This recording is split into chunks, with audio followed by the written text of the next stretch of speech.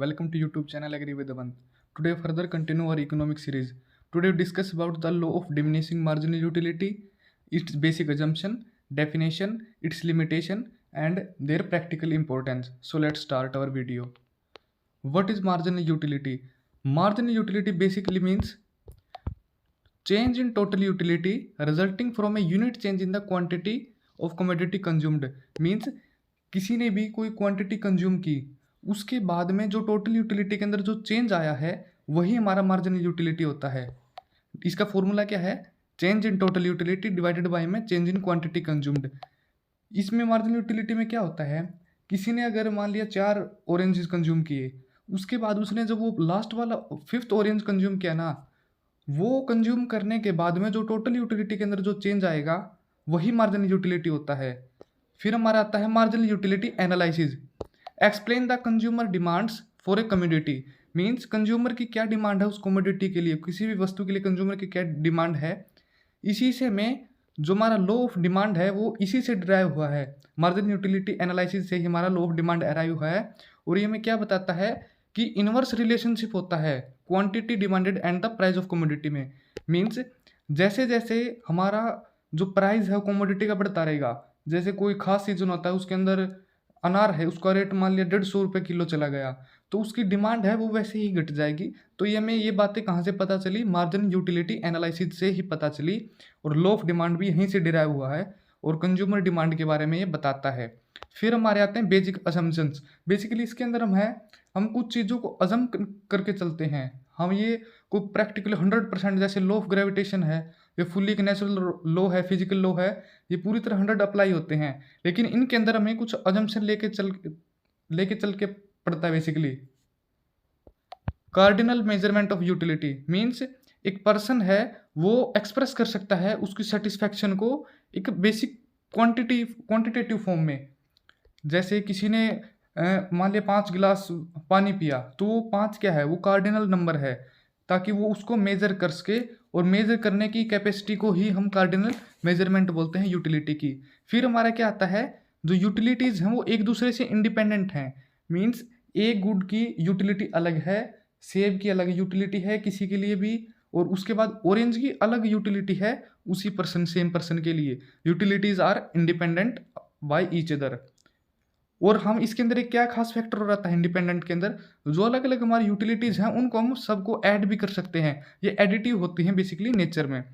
फिर हमारा होता है constant marginal utility of money आएगा यहाँ पे। मीन्स हम ये अज्यूम करके चलते हैं कि जो मार्जिनल यूटिलिटी है मनी की वो सेम है। हम मनी की जो बेसिकली पावर है, जो परचेजिंग पावर है, वो कांस्टेंट लेके चलते हैं हम। फिर हमारा इंट्रोस्पेक्शन आता है। इसके अंदर हम क्या अज्यूम करते हैं कि एक पर्सन का जो एक्सपीरियंस है वो दूसरा पर्सन भी यूटिलाइज कर सकता है, उसको ड्रॉ कर सकता हो इन्फेरेंस अबाउट अदर पर्सन, दूसरे पर्सन के बारे में कुछ इन्फेरेंस अनुमान लगा सकता है। ये हमारा इंट्रोस्पेक्शन में आता है। हमारे 4 बेसिक अजम्पशन थे इसके अंदर मार्जिनल यूटिलिटी एनालिसिस के अंदर हमारे 4 अजम्पशन थे। कार्डिनल मेजरमेंट, जिसके अंदर हम क्या करते हैं क्वांटिटेटिव फॉर्म में बता सकते हैं 1 2 3 4 ऐसे। फिर जो हमारी यूटिलिटीज़ हैं वो एक दूसरे से इंडिपेंडेंट होती हैं, हर एक गुड की अलग अलग यूटिलिटी होगी। फिर हमारा constant marginal utility of money, means money की जो मार्जिनल यूटिलिटी है उसको हम बराबर कांस्टेंट मान के चलते हैं।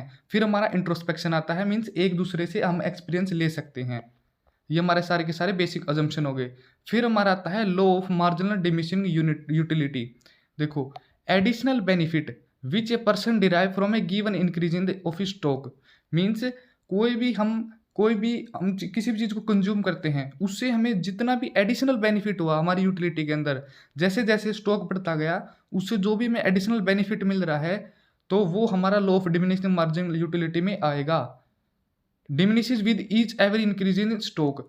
मीन्स जैसे जैसे हमारा स्टॉक बढ़ता रहता है उसी हिसाब से जो हमारा थिंग्स है बेसिकली वो यूटिलिटी है वो घटती जाती है, हमारा मार्जिनल यूटिलिटी घटती जाती है जैसे जैसे स्टॉक बढ़ता जाता है। मार्जिनल यूटिलिटी है जो एमयू है वो इन्वर्सली होती है स्टॉक के साथ। स्टॉक ऊपर बढ़ता है तो हमारा मार्जिनल यूटिलिटी नीचे की तरफ आती है। ये हम आगे डायग्रामेटिक थ्रू से और ग्राफ के थ्रू भी बेसिकली समझेंगे। हम 2 इंपॉर्टेंट रीजन देते हैं इसके पीछे, जो डिमिनिशिंग मार्जिनल यूटिलिटी है इसके पीछे 2 रीजन हैं क्या कि कोई भी चीज़, कोई भी पर्टिकुलर वांट है, कोई भी इच्छा है, वो हमारी सेटिएबल होती है, मीन्स हम उसको सेटिस्फाई कर सकते हैं। जैसे अगर किसी को कार चाहिए तो उसको सेटिस्फाई कर सकता है। ये हम बेसिकली इसके अंदर एक रीज़न हो गया। फिर हमारा क्या है, goods are imperfect substitute, means good एक दूसरे के इम्परफेक्ट हैं। किसी को अगर कार चाहिए तो वो उसको दूसरी चीज़ से सब्स्टिट्यूट नहीं कर सकता, उसको कार ही चाहिए। ये हमारा इम्परफेक्ट सब्स्टिट्यूट का एग्जाम्पल है। आप और कुछ भी लिख सकते हो, कोई भी आप प्रैक्टिकल लाइफ में कोई भी देखते हो उसी हिसाब से आप लिख भी सकते हो इसके अंदर। ये दो इसके इंपॉर्टेंट रीज़न थे। ठीक है, अब इसको मार्जिनल यूटिलिटी को हम डिमिनिशिंग मार्जिनल यूटिलिटी को एक बार ग्राफ से देखते हैं। किसी ने पहला ऑरेंज कंज्यूम किया तो उसे टोटल यूटिलिटी सबसे पहले यूटिलिटी बताओ आप क्या है, कमेंट सेक्शन में लिखो। सबसे पहला यूटिलिटी की डेफिनेशन आपको पता होनी चाहिए कि कितना किसी को सेटिस्फेक्शन मिलता है। स्टार्टिंग में उसको 12 सेटिस्फेक्शन मिली यूनिट्स में, और उसकी मार्जिनल यूटिलिटी भी 12 हो गई। फिर उसने सेकंड ऑरेंज कंज्यूम किया, उससे उसे टोटल 20 सेटिस्फेक्शन मीन्स पहले वाली से 12 मिली थी, फिर उसके अंदर 8 ऐड हो गया, वो हमारा टोटल 20 आ गया। अगर हमें एमयू निकालना है, मार्जिनल यूटिलिटी निकालना है, तो हमें जो ये वाली है टोटल पीछे वाली है, इससे हम ये पीछे वाले में से पीछे वाले को माइनस कर देंगे, इसमें से 20 में से हम 12 को माइनस कर देंगे, हमारा 8 आ गया। इसी तरह अगर हमें थर्ड को निकालना है, थर्ड मार्जिनल यूटिलिटी निकालनी है, तो हम 26 में से भी 20 को माइनस कर देंगे, फिर हमारा 6 आ गया। नेक्स्ट वाली के लिए हम 30 में से 26 को माइनस कर देंगे। मीन्स जैसे जैसे हम फर्दर नीचे की तरफ जा रहे हैं तो उस हिसाब से हम माइनस करते जाएंगे, हमारा मार्जिनल यूटिलिटी नीचे की तरफ घटता जाएगा। और एक खास और पॉइंट नोटिस किया अगर आपने, हमारा मार्जिनल यूटिलिटी है जो वो 0 आ गया, उसी समय हमारा टोटल यूटिलिटी मैक्सिमम स्टेज पे है। यह पॉइंट बिल्कुल याद रखना, एक इजी पॉइंट है। और अब हम एक बार इसको डायग्राम से देखते हैं, ग्राफ से देखते हैं। बेसिकली ये हमारा टोटल यूटिलिटी है। जैसे जैसे वो धीरे धीरे एक पीक आएगा, इसका हाईएस्ट यूटिलिटी आएगा जहाँ पे मैक्सिमम सेटिस्फेक्शन मिलती है, फिर हमारा टोटल यूटिलिटी घटने लग गया। यहाँ पे भी देखो आप, ये इसका 30 है जो मैक्सिमम पॉइंट है, 30 के बाद ये 28 पे आ गया, मीन्स ये घटने लग गया। अब देखो मार्जिनल यूटिलिटी का, ये टोटल यूटिलिटी का है, फिर ये है मार्जिनल यूटिलिटी का। इस तरीके से देखो ये घटता ही जाएगा, घटता ही जाएगा। मीन्स एक यूनिट से जो सेटिस्फेक्शन मिल रहा है वो हर आगे की स्टेप में घटता ही जा रहा है। हम आगे वाले को पीछे, मीन्स पीछे वाले को माइनस कर देते हैं आगे वाले में से। जैसे 20 में से हमने 12 को माइनस किया, हमारा मार्जिनल यूटिलिटी 8 आ गया। ये हमारा इसके बारे में एक ग्राफ था। अब हमारे आते हैं इसकी लिमिटेशंस, मीन्स इसकी ये अजम्पशन टाइप में ही रिलेटेड है। सबसे पहले हमें ये मान के चलना पड़ता है इसके अंदर कि कोई भी जो हम यूनिट कंज्यूम कर रहे हैं उसकी एक सूटेबल यूनिट है। जैसे हम मान लिया मिल्क कंज्यूम कर रहे हैं, उसकी हम एक यूनिट मान लेंगे, मान लिया 1 गिलास है, लेकिन उसकी वैसे तो और दूसरी यूनिट भी हो सकती हैं, एक चम्मच भी हो सकता है, या एक छोटा कप भी हो सकता है, लेकिन हमें उसके अंदर सूटेबल यूनिट्स को मान के चलेंगे। फिर हमारा आता है सूटेबल टाइम्स, मीन्स हम उसी टाइम पे ही कंज्यूम करेंगे, सेम टाइम। किसी को सुबह यूटिलिटी बेसिकली फूड से जो यूटिलिटी मिली, उसको नेक्स्ट फूड उसी टाइम खाना होगा, ताकि हम उसको अंदाज़ा लगा सके उसका कितना यूटिलिटी में क्या डिक्रीज वगैरह हुआ, जो भी है। ऐसा नहीं कि शाम को तो फिर उतनी यूटिलिटी हो जाएगी। फिर आता है हमारा no change in consumer taste, means consumer के टेस्ट के अंदर कोई बदलाव नहीं होना चाहिए। कुछ खास तरह के पर्सन्स होते हैं, उनके कारण हमारा जो चेंज आ जाता है, जो क्रेविंग हो जाता है, तीव्र इच्छा हो जाती है किसी चीज़ की, तो ऐसी चीज़ें नहीं होनी चाहिए। फिर ये लॉ अप्लाई होता है बेसिकली नॉर्मल पर्सन्स के ऊपर, जो अलग तरह के इंसान होते हैं, जैसे कुछ मिसर्स होते हैं, बहुत कंजूस व्यक्ति होते हैं, उनके ऊपर ये लॉ अप्लाई नहीं होता। फिर हमारा आता है not applicable to money, money के ऊपर एप्लीकेबल नहीं होता। लेकिन आप एक बात ध्यान रखना, इसको हम इस लिमिटेशन में काउंट करते हैं, वैसे ये लॉ मनी के ऊपर भी अप्लाई होता है। कैसे होता है वो हम आगे देखेंगे। फिर हमारा आता है अदर पोजेशंस, दूसरे के जो पोजेशंस हैं उसमें ये भी एक उसकी लिमिटेशंस है। फिर हमारा आता है इसके अंदर हम ये मान के चलते हैं बेसिकली ये अजम्पशन टाइप में ही हमारी लिमिटेशंस, क्योंकि अजम्पशंस हैं तो वही लिमिटेशन आगे चल के लीड करती हैं, मीन्स वही लिमिटेशन बनाती है हमारी। कांस्टेंट इनकम, मीन्स हमारी इनकम है वो कांस्टेंट होनी चाहिए, एक जगह स्टेबल होनी चाहिए, बहुत ज़्यादा उतार चढ़ाव नहीं होना चाहिए उसके अंदर। फिर हमारा आता है रेयर कलेक्शन। रेयर कलेक्शन में क्या होता है, कुछ इंसान होते हैं जैसे उनको कॉइन्स की रेयर कलेक्शन बहुत अच्छी लगती है, तो जैसे जैसे कॉइन्स बढ़ते जाएंगे तो उनकी मार्जिनल यूटिलिटी बढ़ती जाएगी। लेकिन हमारा बेसिकली लॉ क्या कहता था कि जैसे जैसे हमारा स्टॉक बढ़ रहा था हमारी यूटिलिटी डिक्रीज हो रही थी। लेकिन ये तो अपोजिशन है, तो इसीलिए हमने ये लिमिटेशन में ऐड किया है। फिर फैशन, किसी भी चीज़ की यूटिलिटी फैशन के ऊपर भी डिपेंड करती है। कुछ खास समय पे मान लिया कोई हमने ड्रेस खरीदी आज, मान लिया दिसंबर के महीने में खरीदी, फिर 2 साल बाद वही फैशन में आ गई ड्रेस, तो उसकी यूटिलिटी इंक्रीज़ होगी। तो ये बेसिकली लिमिटेशन में आ गया हमारा।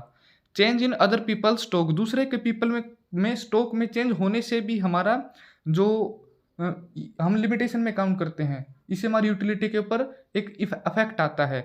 ये सब के सब हमारे लिमिटेशंस थे।